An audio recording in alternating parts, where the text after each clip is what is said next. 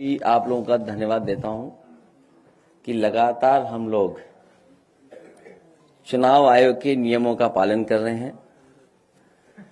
Protocol के तहत जो हमें और आपको करना है वो लगातार हम लोग उस चीज को अपना रहे हैं। मैं सबसे पहले आज समाजवादी पार्टी में शामिल होने वाले श्री भानु प्रताप सिंह जी एडवोकेट, उनको बधाई देता हूं, धन्यवाद देता हूं। हमारे गठबंधन के साथ आए हैं, गठबंधन के साथ हमारे आए हैं, मैं उनका स्वागत करता हूं, बधाई देता हूं। साथ ही साथ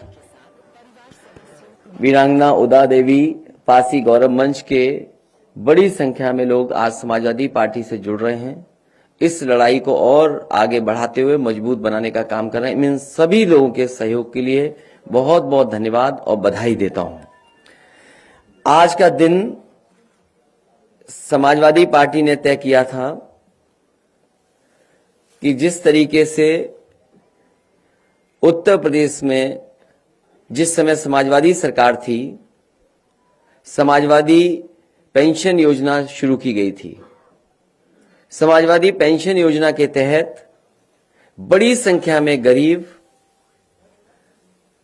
जो हमारी माताएं हैं, बहनें हैं, उनकी मदद करने का काम हो रहा था। और मुझे याद है कि 50 लाख के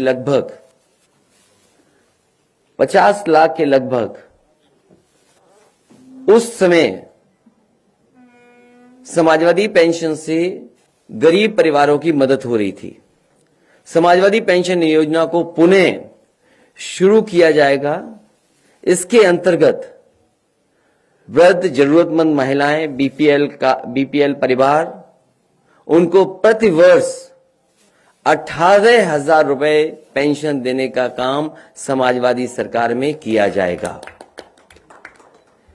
पहले ये योजना जो समाजवादी पेंशन योजना थी वो साल में 6,000 रुपए मिलते थे और लगातार बुंदेलखंड का कोई गरीब परिवार नहीं मिला रहा होगा जिसको समाजवादी पेंशन से जोड़ा न गया हो। इसी तरह मुझे याद है कभी कभी मैं जब टीवी में देखता था कि कोई खबर ऐसी है जहां पर गरीब परिवार के साथ संकट या परेशानी में है तो उनको समाजवादी पेंशन से जोड़ करके उन परिवारों की मदद की जाती थी। इसी तरह बनारस में मुझे याद है मुसहर बिरादरी के लोगों की खबर मैंने टीवी पर सुनी थी और उसको जब मैंने देखा तो जिस जर्नलिस्ट ने वो खबर बनाई थी उस जर्नलिस्ट से मैंने बात की। उसने कहा कि मैंने तो कम दिखाया है लेकिन इससे ज्यादा हालत खराब है मुसहर बिरादरी के लोगों की।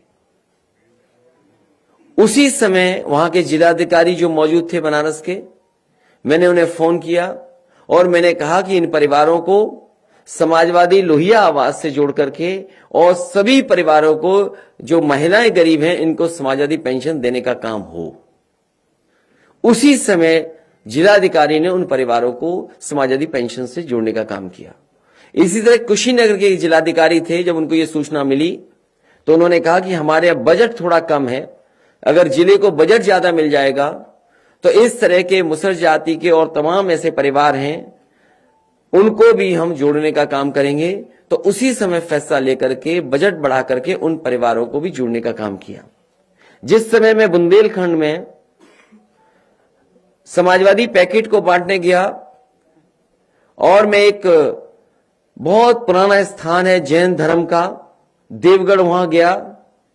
वहां जब मैंने देखा जंगल के बीच में ट्राइबल लोग, जनजाति लोग परिवार रह रहा था, पूरा गांव था, उन्हें पता है कि मैं वहां से गुजर रहा हूं, तो जो कुछ उनके पास था उससे वो स्वागत करने आए थे। जो वो अपनी ढपली बजा रहे थे वो भी फटी थी। जो वो फूल लेकर के आए थे वो कनेर के फूल और जंगल के फूल लेकर के आए थे, उससे माला बनाई थी। और जब मैंने उनके घरों को देखा कि वो पॉलिथीन या टीन में रह रहे हैं और घर भी पूरा नहीं बना है, उसी समय जिलाधिकारी क्योंकि साथ थे, मैंने कहा कि इस गांव को पूरा का पूरा लोही आवास दे दिया जाए। और मुझे खुशी है इस बात की कि मुझे जानकारी मिली जब मैं पिछली बार अभी ललितपुर गया था कि पूरा का पूरा गांव लोही आवास से बन चुका है। सभी को उस समय उस योजना से जोड़ा गया और साथ ही साथ समाजवादी पेंशन देने का भी काम हुआ था। इसी तरह लखनऊ में पीजीआई के पास सपेरे रहते थे और उन सपेरों को जगह ले ली गई थी आवास विकास के माध्यम से। उन सपेरे परिवारों की कोई मदद नहीं हो रही थी। समाजवादी सरकार बनी थी, लोहिया आवास के साथ साथ उन्हें समाजवादी पेंशन से भी जोड़ने का काम होना शुरू हो गया था। मुझे याद है कि कन्नौज में बड़ी संख्या में मुझे अक्सर हमारे कार्यक्रम में सपेरे मिलते थे, सपेरे समाज के लोग मिलते थे और पता नहीं क्यों सपेरे समाज के लोगों से हम समाजवादियों का लगाव रहा है। वो हो सकता है इसलिए भी कि जो हमारी पहचान थी, अगर हम किताबें पढ़ें, पुरानी पढ़ें, तो जो राइटर्स थे जो भारत आए, उन्होंने जहां जहां भारत को किस रूप में लिखा, उन्होंने ये भी कहा कि भारत स्नेक चार्मर्स की देश है। तो उसी समय फैसला लिया था कि एक्सप्रेसवे के किनारे एक स्नेक चार्मर्स विलेज बनाया जाएगा। उस समय जमीन चिन्हित हो गई थी, जमीन नहीं ले पाए थे, लेकिन समाजवादी पेंशन दे दी गई थी उन परिवारों को, लोहिया आवास भी दिया गया था। लेकिन पुणे जब सरकार बनेगी तो एक्सप्रेसवे के किनारे स्नेक चार्मर्स विलेज बनेगा। साथ ही साथ ऐसे परिवार जो ऐसे गरीब, जिनकी जातियों के नाम पे ही गरीबी दिखाई देती है, जात के आधार पे ही बहुत गरीब है, उन परिवारों को 100% समाजवादी पेंशन से जोड़ने का काम समाजवादी सरकार में होगा। एक बार फिर मैं प्रेस के लोगों का धन्यवाद देता हूं और दोबारा कहता हूं कि समाजवादी पेंशन योजना शुरू होगी। इस बार 6,000 साल नहीं मिलेगा, इस बार 18,000 रुपए साल मिलेगा। अकाउंट अगर किसी ने उत्तर प्रदेश में खुलवाए थे तो समाजवादी सरकार ने, साथ ही साथ सबसे ज्यादा ब्रांचेस बैंकों की अगर किसी ने खुलवाई थी तो समाजवादी सरकार में, और सबसे पहले सबसे ज्यादा डीबीटी सिस्टम से अकाउंट में सीधा पैसा पहुंचाने का काम भी समाजवादी सरकार में हुआ है। लेकिन झूठों से कैसे मुकाबला करें, ये सबसे बड़ा सवाल है।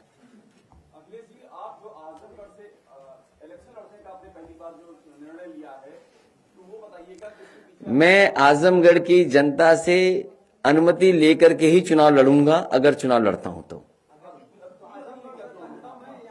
नहीं, आजमगढ़ की जनता से अनुमति इसलिए लेनी पड़ेगी, वहां के लोगों ने मुझे जिताया है। और अखिलेश जी, दूसरा अहम सवाल है, अपर्णा यादव बीजेपी में शामिल हो गई हैं आपके परिवार की, और बाकायदा प्रेस कॉन्फ्रेंस में नाम दिया, किशोर मौर्य ने नेताजी का नाम दिया बाकायदा। तो ये आपके परिवार में सेधमारी की जो बात, इस पर क्या कहना है आपका? सबसे पहले तो मैं बधाई दूंगा और शुभकामनाएं, और साथ ही साथ हमें खुशी इस बात की है कि समाजवादी विचारधारा का विस्तार हो रहा है। समाजवादी विचारधारा का विस्तार जो हो रहा है, मुझे उम्मीद है कि हमारी विचारधारा वहां भी पहुंच करके और संविधान और लोकतंत्र को बचाने का काम होगा।